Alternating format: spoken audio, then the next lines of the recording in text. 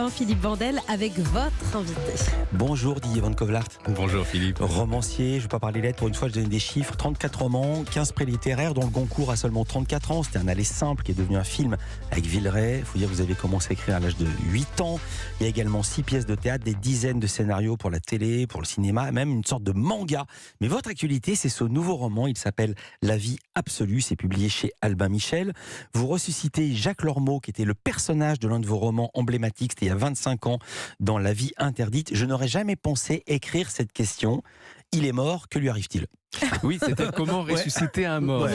C'est-à-dire comment, 25 ans après, alors qu'il n'avait plus de raison de rester accroché aux vibrations terrestres, le vide qu'il a laissé a été remplacé, sa veuve va bien, son fils a grandi. Pardonnez-moi, même si sa veuve allait mal, il serait mort de toute façon. Il n'y a que chez Van Kovlart que les personnes reviennent. Ah oui, mais déjà, il mourait à la première page de La vie interdite et racontait tout ce qui se passait. C'est-à-dire qu'au début, il est zappé par tout le monde, ceux qui pensent à lui. C'est infernal jusqu'au moment où il finit par comprendre un petit peu le mode d'emploi et puis à essayer de se détacher. Et là, qu'est-ce qui va le rattacher à la terre ? Et un événement totalement traumatisant pour tout le monde, l'exhumation. C'est-à-dire décision de justice d'exhumer son corps pour une recherche de paternité. Elle a un sens, cette recherche en paternité. Elle a un sens. Oui, parce que c'est qui lance ça ? Quelle est la jeune fille qui pense, qui espère de tout son cœur, de tout son désespoir être sa fille ? C'est une jeune femme, une jeune étudiante qui vient d'apprendre que son père était un pédocriminel terrible, un anesthésiste qui a violé en sortie de bloc opératoire là, des dizaines d'enfants. Et l'idée, évidemment, on pense rarement à ces victimes-là, de ces prédateurs qui sont les enfants, tout à coup se dire j'ai ces gènes-là, et là, je porte le nom. Sa mère, voilà, et donc on imagine ce que va être sa vie après. Et sa mère lui dit, en fait, c'était pas ton vrai père c'était le quincaillier Jacques Lormeau qui est mort il y a 25 ans, mon ami d'enfance, voilà, on a eu une nuit ensemble, t'es pas une enfant de l'amour, t'es une enfant de l'amitié. C'est la seule chose bien qui me soit arrivée dans ma vie. Elle lui dit ça et elle va se jeter sous le TGV de 19h13. Elle peut pas vivre ça, cette femme. Et là, l'espoir qui fait vivre. Sauf que là, j'en étais là de l'idée de mon roman et je découvre que une exhumation pour recherche de paternité, comme c'était le cas pour Yves Montand, ça n'est plus possible depuis 2006. Alors justement, c'est dingue vous parliez de ça, puisque ça m'a frappé. J'ai noté cette phrase, vous écrivez « Depuis l'inhumation litigieuse du chanteur Yves Montand, il n'est plus possible de prélever l'ADN d'un défunt pour effectuer un test de paternité, sauf s'il en avait donné l'autorisation écrite de son vivant. » Alors ça, c'est tout à coup mon roman s'arrête, parce que autant j'adore partir dans des délires, vous ramenez mes lectrices et mes lecteurs, mais j'ai besoin d'un socle hyper réaliste. Et là, je me dis problème. Mais souvent, c'est des problèmes que le problème des permet de faire jaillir la liberté. Voilà, et la solution. Et là, je me dis, la veuve de Jacques, tellement touchée par la détresse de cette jeune fille, elle va faire un faux en écriture. C'est-à-dire, elle sort un vieux... là, une des lettres d'amour que lui a écrite Jacques, et elle imite son écriture pour faire une reconnaissance, pour faire une autorisation d'éventuelles recherches génétiques sur lui, et elle date ça de quelques mois avant sa mort. Et c'est ce faux en écriture qui va ramener l'esprit de Jacques.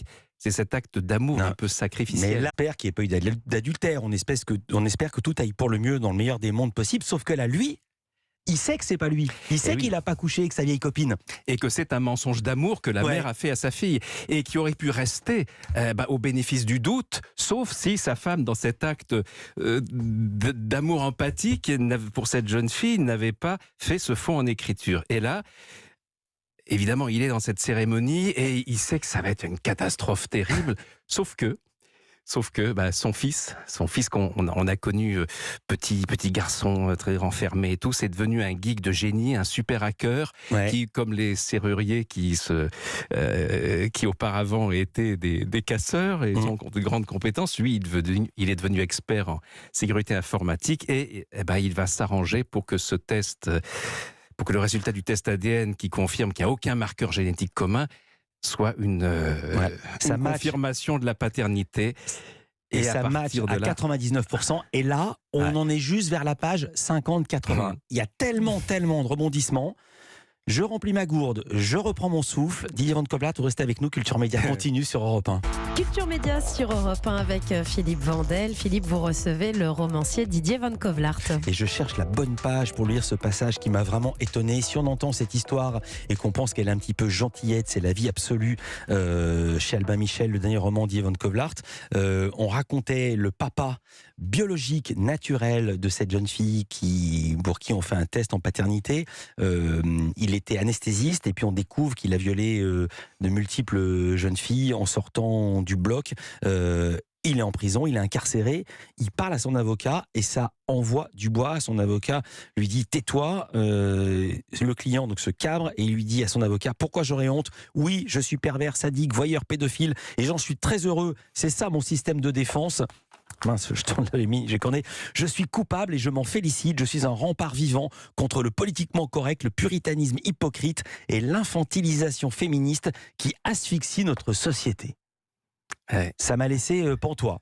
Je me suis dit, pense quand même pas ça, Van Kovlart. Eh ben, je suis pas un prédateur sexuel en prison. Non, mais je me suis dit, est-ce qu'il ne se sert pas de cet artifice pour régler quelques petits comptes avec la société qui prendrait une direction qui ne vous plairait pas ? Oh, ça me ressemble, ça. Non, quand j'ai des comptes à régler, je les règle directement.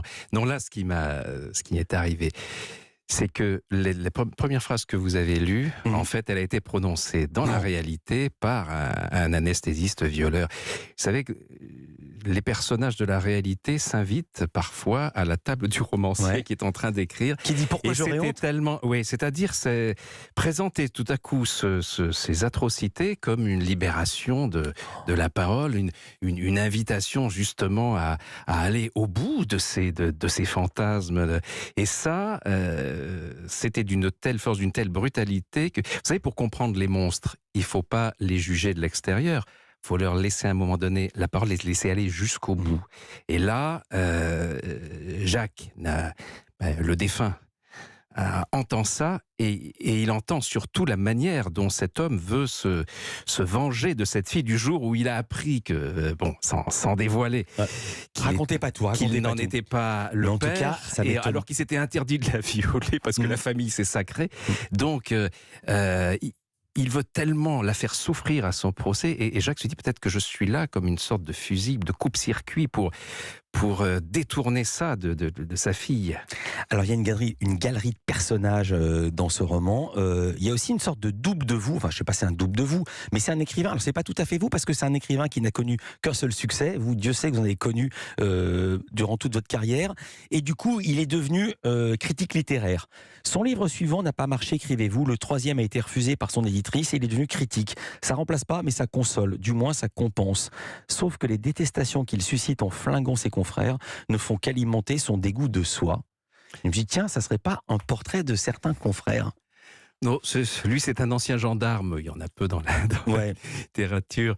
C'est lui qui avait découvert le cadavre de Jacques, c'était son premier cadavre, il avait gerbé dessus, ça l'avait tellement j'ai mal posé ma question que j'ai mal posé ma question de roman. J'ai compris. Ma vraie question c'était Van Kovlart, qu'est-ce que vous pensez des critiques littéraires qui sont des romanciers frustrés ? C'est ça ma vraie question. Il y en a, mais ce qui est important pour moi dans la phrase, c'est la notion de détestation de soi. C'est-à-dire que il est humain parfois de manier le vitriol pour des raisons qui sont parfois justifiées, qui parfois sont liées à une expérience personnelle malheureuse. Mais après, est-ce que ça rend heureux ? Non. Et ce qui m'intéressait, c'est cette détestation de soi qui tout à coup va l'amener à revenir à la littérature grâce à cette histoire de Jacques déterré, son personnage, son seul succès d'il y a 25 ans, tout à coup qui revient dans l'actualité, et cet homme va ressusciter. Moi j'adore les gens qui ressuscitent, qui soient bons vivants. Alors, vous dites, j'adore les gens qui ressuscitent. Votre dernier roman, sorti l'an passé, vous étiez venu nous en parler, Une vraie mère ou presque, ça démarrait comme ça. Première phrase, incipit. En 3 mois, ma mère a perdu 11 points. Elle n'a jamais aussi mal conduit que depuis qu'elle est morte. Cette fois-ci, nouveau roman, La vie absolue. Première phrase, c'est une sensation déroutante de se retrouver parmi les siens quand on n'est plus de leur monde. Ici repose Jacques Lormeau. Est-ce que vous allez vous spécialiser dans les morts qui reviennent ?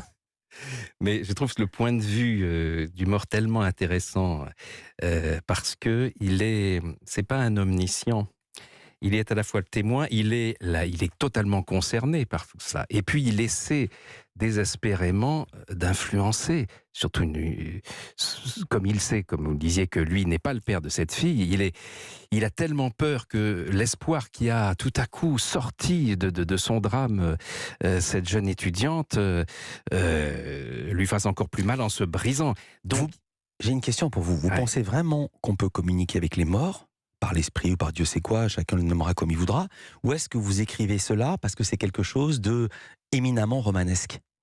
C'est à la fois romanesque et c'est à la fois évident pour moi, ce qui n'empêche pas les charlatans. Il y a un faux médium dans ce roman qui est un coiffeur de haute coiffure. Mais il a quand même des résultats. Il trouve un résultat dont on sait pas. On peut pas nous raconter mais enfin, le vrai faux coiffeur. Et il dit une chose qui est terrible pour Jacques. Et Jacques essaie désespérément de contacter directement sa veuve, qui elle est tellement heureuse d'avoir des nouvelles de Jacques avec une preuve apparente que c'est lui, mais qui est faux. Ça fait partie de tous les grenouillages de cette petite ville de province, Aix-les-Bains, autour de la mémoire de Jacques, autour de ces inimitiés entre les deux familles. Vous savez ce qui me fascine en vous écoutant, c'est vous parler de ces personnages comme si c'était pas des personnages et comme s'ils existaient vraiment, comme si on parlait de l'équipe de France de foot ou du Conseil des ministres.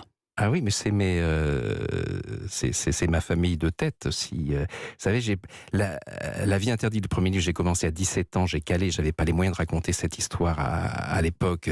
Je l'ai recommencé après le Goncourt en 95. Ouais. Et puis là, depuis 97, beaucoup de gens me demandaient la suite. Je savais pas du tout, je savais pas comment le faire revenir, mais Jacques et les autres personnages continuaient à me donner des signes, à me faire des appels de pied. Donc ce n'est pas des appels sur votre portable, votre santé est encore intacte, votre santé mentale. On va parler de jeux vidéo justement. Est-ce que ça touche à la santé mentale ou non? Il y a beaucoup de polémiques autour de ça depuis des années et des années. Jean Z arrive dans Culture Média. Vous écoutez Culture Média jusqu'à 11h avec Philippe Vandel sur Europe.